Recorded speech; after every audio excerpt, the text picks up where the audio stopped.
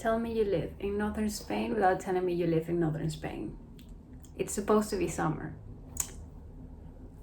I'm cold. It's freaking cold.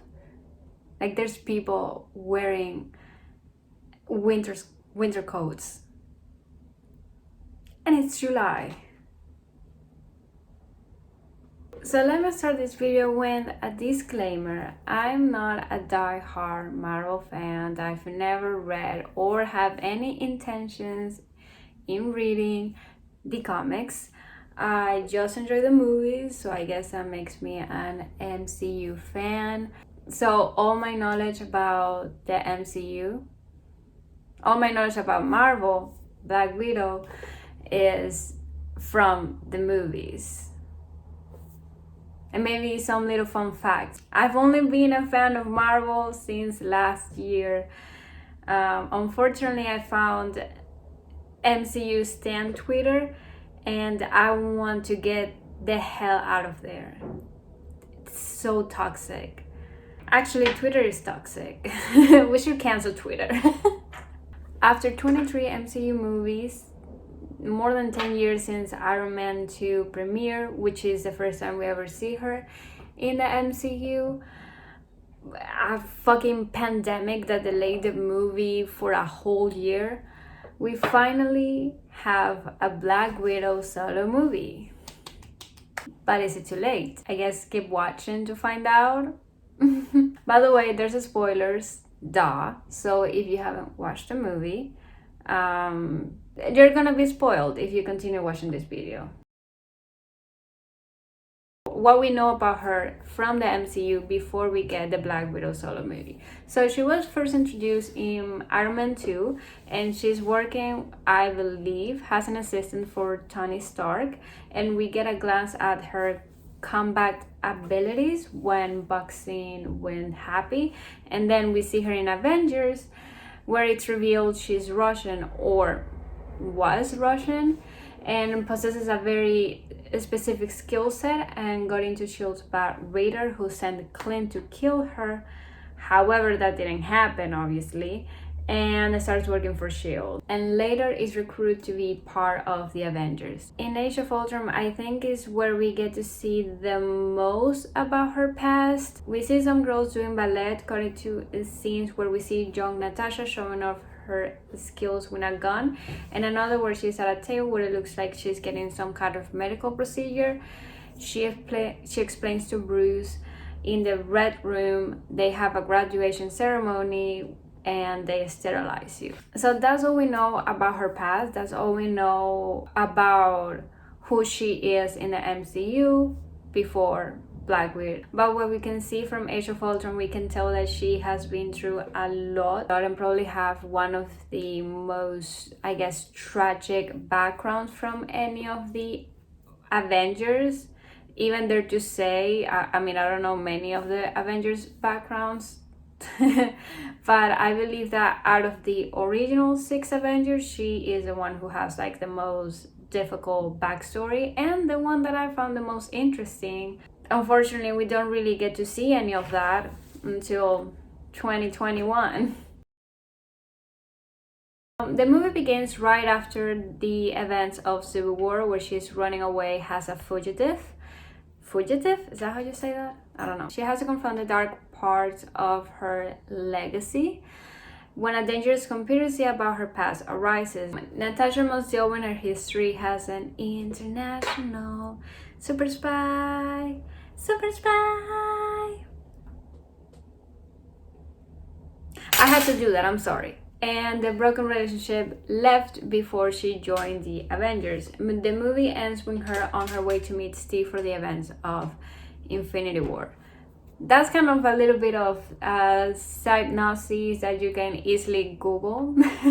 To me, the movie doesn't feel like a movie about Black Widow, Natasha Romanoff, exploring who she was and learning about her backstory, but an introduction to Yelena, to the MCU, and to us, to who she's going to be in the future of the MCU, which is fine. I really liked her. I think she's a very interesting character. I love Florence Pugh, and I think she did an amazing job at it. She definitely stole the spotlight out of Natasha for sure. And I'm looking forward to see her in future projects. But I wish we could have seen Natasha before she joined Shield, before she was introduced in Iron Man 2, before she was even an Avenger. I wanted to see. I mean, I knew when they announced that they were gonna make a Black Widow movie that they were gonna focus on the events happening between Civil War and Infinity War, which is fine. I knew that was gonna happen. But I just wished that we got to see a little bit of who she was before she was the Black Widow. What did she do to get into Shield's bad radar that they literally had to send somebody to kill her? Like I wanted to see that. We got to see Tony Stark, Steve Rogers, and Thor before they joined the Avengers. We got to see who they were before and what they were capable of. Essentially an origin story. So I guess that's what I wanted for her. But I know that it's kind of impossible. You know, we're at phase 4 and she is dead. So I guess it's kind of impossible, but I don't know. I guess that's just what I wanted. But I knew that was not what we were gonna get. The movie definitely felt like a goodbye to her character, but I wish we could have seen more from her. Don't quote me on this, obviously, but I think this is, or at least it seemed like it was gonna be Scarlett Johansson's last project with the MCU, which I wouldn't be surprised since Chris Evans is not exactly coming back and RDJ is not coming back. So I don't know, that's what it seems like, and she is dead. So I guess. And also, this is a little bit of nitpicking, but I feel like they were referencing to the Avengers, especially Captain America, a little bit too much. I understand they're gonna mention it. I mean, how are you not gonna talk about that when you're seeing your sister that you haven't seen in 20 years and not talk about it? Or your daughter, like obviously you're gonna bring up the subject. But it's just, I don't know, it's nitpicking. It's not something that bothered me, but I feel like it was every 20 minutes they were like, one of the big guys and Captain America, and it's like, okay, can you stop fangirling, please? I was living for the whole bickering between them. Like, Yelena was a very funny character, and like I said before, I'm really excited to see her in whatever her future in the MCU is gonna be. But it's nice that even though they haven't seen each other for so long, like they still have that sisterly relationship, and I just love it. I mean, if there is something that the MCU knows how to do, is duos. I mean, when every project that they do, they always give us these very, strong and connected duos, and I'm just living for it. As always, I forgot to mention a few things, so here we go. The directing choice, the fact that it was a woman, it made the movie so much better. I know nothing about directing, but I can tell a difference between a woman directing a movie and a man directing a movie. There's a few behind shots from her butt that were kind of weird, but for the most part, I like the directing choices. The opening credits to the movie, like, they were fucking wild. And when I saw that, I was like, oh, is this going to be one of my favorite MCU movies? It is one of my favorite MCU movies. I can't even talk about how good they were. And the other thing that I forgot to mention was that this movie touched on the subject of trafficking children and the dangers of it. I'm kind of divided in this situation because part of me would have loved that they would have focused a little bit more on the Red Room, but at the same time, do I want them to do that? Because I feel like I would have been so disturbed. And they did a good job at, this is still a PG-13 movie, and they still talk about the trafficking. So I think I think they did a good balance. I guess I should talk about the characters, but I don't really have much to say about them. I mean, I already talked about Yelena. I love her. Florence was definitely a scene stealer. Like, I mean, I'm obsessed with her acting. So when I knew she was gonna be in the movie, I knew I was gonna love her character. I don't really have much to say about the parents, Alexi and Melina. Like, I mean, I guess they were kind of oblivious to what was happening to them, but at the same time, like, they were a key element for them to be trafficked. So I don't really have an opinion. I guess I'm just, you were a part of them going through what they went through. You know, you are at fault of what happened, but then they really didn't know. When obviously when Alexi found out that, you know, they don't have any reproduction organs because they had to, their red room took out their uterus and ovaries, and I think the fallopian tubes as well. Like, I guess he didn't know about that, and obviously he felt bad, but I don't know, just, we're gonna move on. And then we have the Taskmaster. Here's the thing with superhero movies. There's never been a villain in any superhero movie where I've been like, ooh, scared, or oh, that's a great villain. Like, that has never happened to me. So usually I just laugh at the villains in any superhero movie. I think Thanos was like, okay, somewhat. I don't know, for the most part, it's like, I found them very meh, because you know that they're not gonna win at the end. And especially in this movie, in Black Widow, since you already know how she's gonna end up, it's like, okay, I'm not scared for them. And I thought it was a very boring villain. I think it's safe to say that this movie feels a little too late. I mean, she's already dead, so what's the point of making a movie about her? She's one of the original 6 Avengers, and the fact that we don't get a solo movie until Phase 4, while Thor, Iron Man, and Captain America had their trilogies, it's both frustrating and sad. And who's to blame? Well, this man that I didn't even care to learn his name. He was, until 2015, the head of Marvel Entertainment, which meant he oversaw all the movies being produced by Marvel.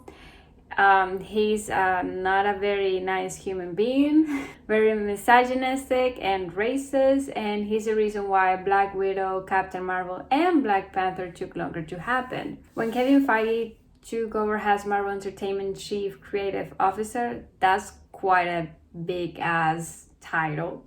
He greenlighted these movies. However, when Black Widow, he already had planned out the phases, so he had to wait until Phase 4, which, if you could fit in Captain Marvel and Black Panther in phase, what was it, Phase 3, is it? Couldn't you also fit Black Widow into it? I mean, because Black Widow should have happened around the time Civil War was out. I mean, I guess they tried, and I guess the only possible way to do the movie was to wait until Phase 4, but still. Like, if you could fit in those 2 other movies, I feel like you could have fit this one in. But anyway, it takes away from her very emotional death scene. As someone who has never read the comics, therefore I know very little of her, only what the movie tells us, it wasn't that emotional. I didn't cry. The sacrifice wasn't that heartbreaking. And let's dissect this scene. Why wasn't that heartbreaking for me? Because I've seen on Twitter people like, oh, she didn't cry when Natasha died. Like, what the fuck? And I'm like, hi, I didn't. And let me explain to you why. We got Hawkeye and Black Widow, 2 characters that I've got no emotional attachment to, because I know almost nothing about them, sacrificing themselves to get the Soul Stone. I mean, I know that Hawkeye has a family, and that's all I know. So I don't want him to die because he has a family. But other than that, there's nothing that I care about him. He's constantly retiring in every movie, literally. I mean, in the first Avenger, he was being controlled by Loki, so we don't really get to know him that much. Then in Age of Ultron, we get to see that he has a family. Okay. Then in Civil War, he's retired, but comes back when Steve calls him. We don't see him in Infinity War because he was retired, and then we see him back in Endgame because his family was tossed away and he became a fucking assassin because of grief, and that's it. I know nothing about him. I don't care for this dude. And I also don't like Jeremy, so I guess it fits in. But then Black Widow, we know a little bit more about Natasha. By the way, I'm not hating on Hawkeye, and I'm not saying Hawkeye is an useless character. All I'm saying is they could have given us more depth into his character, a little bit more for me to care about him, because I don't care about the dude. And I know that that's gonna change when this show comes out, but you know what I mean? Like, for setting such a sacrifice, such an important scene where you obviously want an emotional reaction from the viewers, it's not really working unless you have read the comics. So Natasha, again, we do know a little bit about her. We know a little bit of her background, and she's kind of a more likable character in my opinion.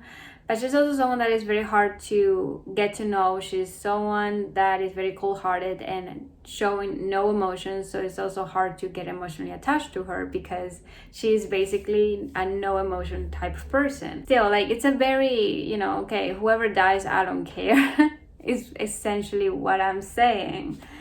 And now that we know about Yelena and their family, by the way, did you say Yelena or is it Yelena? I watched the movie and I don't know how to pronounce the names. That's me, everybody. Now that we know about Yelena, their family, what they've been through, the Red Room, I don't want her to fucking die, and the sacrifice in Endgame hits harder now. I'm pretty sure if I watch the movie again, now that I've seen Black Widow, I'm gonna cry my eyes out. This movie should have come out earlier, so when Endgame will come out, obviously we have this huge background on her. We really got to know her, we're emotionally attached to her, and we're gonna be sad. And then you can also argue that her death, her emotional death, was kind of overshadowed by Tony Stark, because again, Tony Stark, I wouldn't say he's a more likable character, because it depends. I'm not a big fan of the Iron Man movies. I do like Tony Stark, but I'm just not a big fan of the trilogy. It's Iron Man, so obviously people are gonna care more about his death, and also because we really got to know Iron Man, because yes, the original six are the main characters, but Iron Man is the main character. So now that we got to see her again, I can start to somewhat understand what she wants to do. I know making theories about what's gonna happen in the Marvel universe, it's very like, don't do it. Like, I know they're not gonna be true, like, anyway, but it's still nice to think about. After seeing her in The Falcon and the Winter Soldier, where I was very confused about her and her intentions, I made a video about it. I'm pretty sure I said in the video, I don't understand who she is and what's her point. Like, what the fuck? And someone had to explain it to me. Her purpose is a lot more clear to me. Like, it's not exactly clear what she wants to do, but I can somewhat begin to think and assume. So she's recruiting John as an US agent after failing to be the Captain America people wanted. And he's sort of going to be a rival to the real Captain America, Sam Wilson, sort of like an US agent version of Captain America, if you will. And Yelena, in the post-credits of Black Widow, we see these two talking, and Valentina tells her about her new target, Clint, so she can avenge the man who killed her sister, according to Valentina. By the way they were talking, it seems like they've worked together before. So inappropriate is talking to Yelena at Natasha's grave. I really like Valentina. I'm looking forward to see her more and more because I think she's pretty cool. So fascinated into what she's planning. Like, I really want to know what's her thought process, what's her ultimate plan. And it seems like she's kind of recruiting people to make her own Avengers team has US agents. I don't know, whatever she's planning to do, I'm here for it, and I just really want to see it. And I think it's safe to assume that Yelena is either, taking the mantle of Black Widow, or she's an US version of Black Widow. I mean, I guess we are gonna find out, since it's confirmed that she will be making an appearance in the Hawkeye show, whatever it's called. I think it's called Hawkeye. I'm pretty sure she knows that if Clint killed Natasha, like he had a reason, because Natasha had talked to her about Clint. So I think she's not gonna just blindly believe Valentina, but she's gonna be manipulated and gaslighted about her. So I don't know, I guess we're gonna have to wait and see. I'm really looking forward to see Haley Steinfeld in the show. I don't remember what her character's name is, but I'm really looking forward to see these two fighting along. Final thoughts: some people were calling Black Widow overhyped, and others saying that it was just a decent movie. But I think it was so fucking good. I can't stop imagining how much better it could have been if it had come out at the right time, before Infinity War, around the same time of Civil War. It would have been, well, after Civil War, obviously, it would have been so good. Her sacrifice would be more impactful, and honestly, I probably would have cried. I should rewatch the movie, because I'm 100% sure that I will cry. And now that we know her best that she wore in Infinity War, that is actually from Yelena, and that Yelena gave it to her. I don't know if that was intentional. I don't know if they just, when they made her wear the best in Infinity War, they were already planning for this scene about Yelena giving it to her. Maybe they didn't, and it was just like an afterthought. But I want to believe that it was intentional. So this is kind of a clear case of right movie, wrong time, but it doesn't mean that it was a flop nonetheless. I think it was pretty good. Black Widow is probably on my top 5 solo movies, alongside with Captain America, the Winter Soldier, Captain America Civil War, Black Panther, and what's the other? And Thor Ragnarok. Well, also Ant-Man. I really like Ant-Man. I think Ant-Man is really underrated. The movie was so good, by the way, and very entertaining. It was very funny, which I loved. My only wish was that, we could have seen more about her past, about who she was before joining the Avengers. But I think I'm gonna leave the video right here. Let me know down below in the comments what you thought about the movie. Give me your opinions. If you have any idea for a future video, let me know, because I have no video ideas. And I'll see you guys soon in my next video. Bye.